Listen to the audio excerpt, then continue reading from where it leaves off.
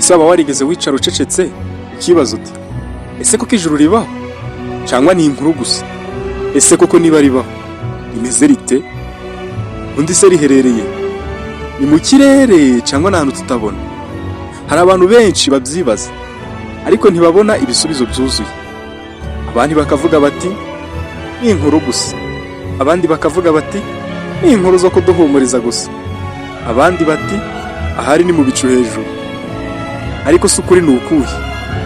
Si ubundi Bibiliya bivugaho iki byose? Muri iyi video tugiye gukora urugendo rudasanzwe dutembere mu ijuru. Tugiye gutembera ijuru dukurikije ijambo ry'Imana. Ndaza kugusobanurira ibibazo bigera kuri 5 abantu benshi bakunda kwibaza. Ngo ese koko ijuru ribaho? Niba rihari rimeze rite? Ese koko ko bavuga ngo ni heza bingana ute? Ese ubundi riherereye?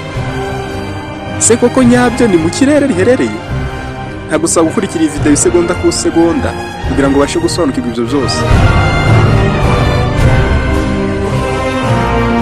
Ndagutindiye, reka dore ku kibazo cya mbere abantu benshi bakunda kwibaza, kibaza ngo ese koko ijuru ribaho? Reka dusome mu rwandiko rwa Yohana ibice 12 umurongo wa 2.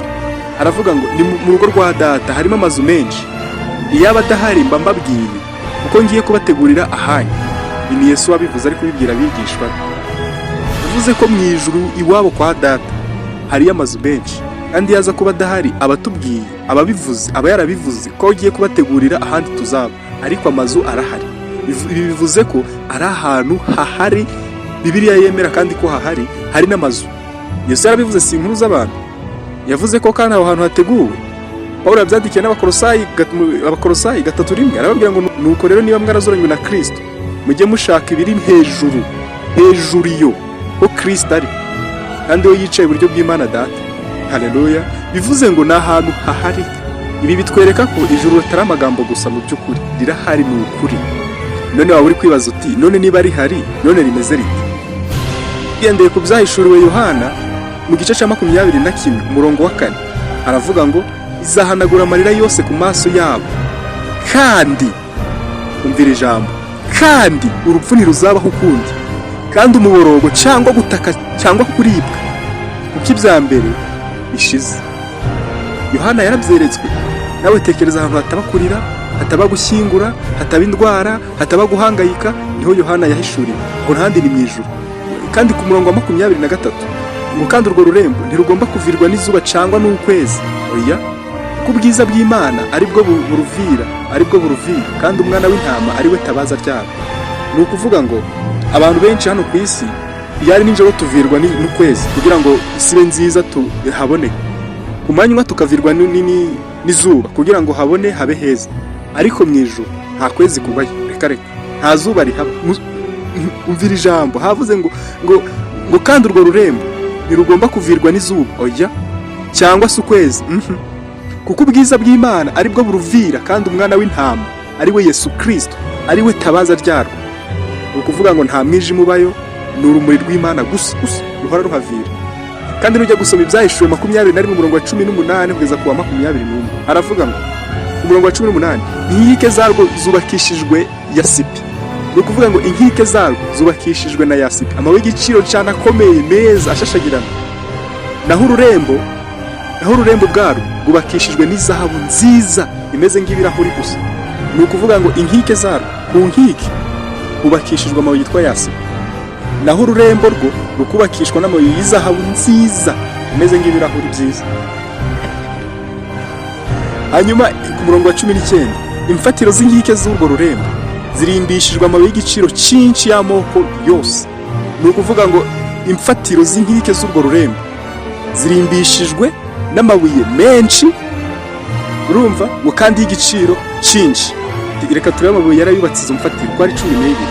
Urufatiro rwa mbere rwubakishijwe n'amabuye yitwa yasipi, urwa kabiri rwubakishijwe n'amabuye yitwa safiro, urwa gatatu rwubakishijwe n'amabuye yitwa karukedoni, urwa kane rwubakishijwe n'amabuye yitwa simaragido, urwa gatanu rwubakishijwe n'amabuye yitwa sarudonukisi, urwa gatandatu rwubakishijwe n'amabuye yitwa sarudiyo, urwa karindwi rwubakishijwe n'amabuye yitwa kirusorito, urwa munane rwubakishijwe n'amabuye yitwa beruro, urwa 9 rwubakishijwe n'amabuye yitwa topazi, urwa 10 rwubakishijwe n'amabuye yitwa kirusoparasu, urwa 11 rwubakishwa n'uwo yitwa Wakinto, urwa 12 rwubakishwa n'uwo yitwa Ametusito.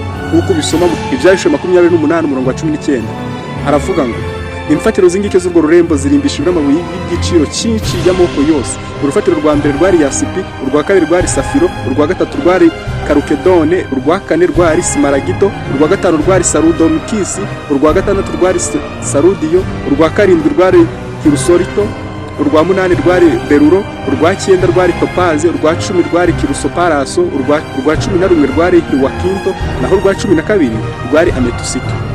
Aya ni amabuye y'igiciro cyinshi. Sinkisi birarenze cyane. Ijuru si heza gusa, byo rirarenze.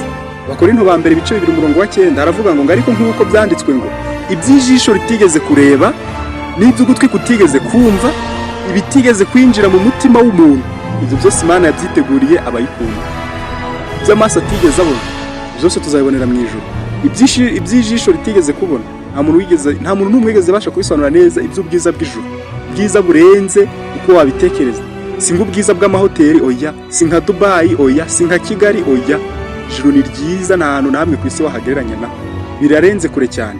None wakwibaza ngo none ijuru riherereye mu by'ukuri? Iki ni ikibazo gikomeye cyane. Ariko reka dusoma Abakorinto ba kabiri ibice 12 umurongo wa 2. Pawulo yabwiye abakori yandikiye itorero ry'Ikorinto araribwira ngo nzi umuntu wo muri Kristo wazamuwe akajya mu ijuru rya gatatu. Ubu hashize imyaka 14. Pawulo avuga ijuru rya gatatu bivuze ko hari dimension itagaragara ku maso. Nusoma Ibyahishe 21 umurongo wa 2 haravuga ngo mbona ururembo rwera Yerusalemu nshya rumanuka ruva mu ijuru ku Mana. Yohana arabireba abona ngo ururembo rurerure, abona ururembo rwera rwitwa Yerusalemu nshyashya ngo rumanuka ruri kuva hehe? Mu ijuru hejuru hehe? Ku Mana. Abandi bakibaza ngo none se ni mu kirere? Abantu benshi niko batekereza. Ariko reka turebe ibyakozwe n'intumwa 1:11. Barabaza bati yemwe bagabo b'i Galilaya, niki gitumye muhagaze mureba mu ijuru? Yesu bakuyemo akazamuka mu ijuru, azaza atyo nk'uko mumubonye ajya mu ijuru.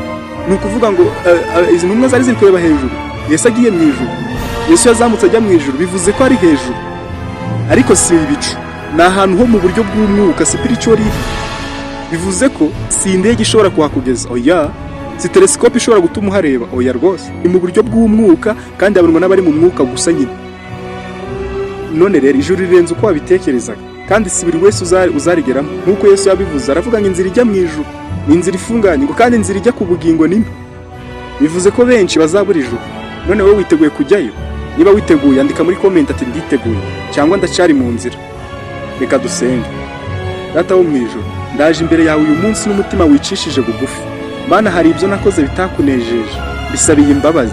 Unyuhagira amaraso ya Yesu Kristo, unkize ibyaha byose nakoze, unkure mu nzira mbi. Mwami Yesu, ndakwakira nk'umwami n'umukiza wanjye. Uyobora ubuzima bwanjye guhera uyu munsi. Unyigishe inzira injyana mu ijuru. Sinshaka kuzabura ubwami bwawe, sinshaka kuzatungurwa ku munsi w'imperuka. Andika izina ryanjye mu gitabo cy'ubugingo. Umpe umutima mushya, umpe kubaho kuri kwawe, umpe kubaho gushya uhereye uyu munsi.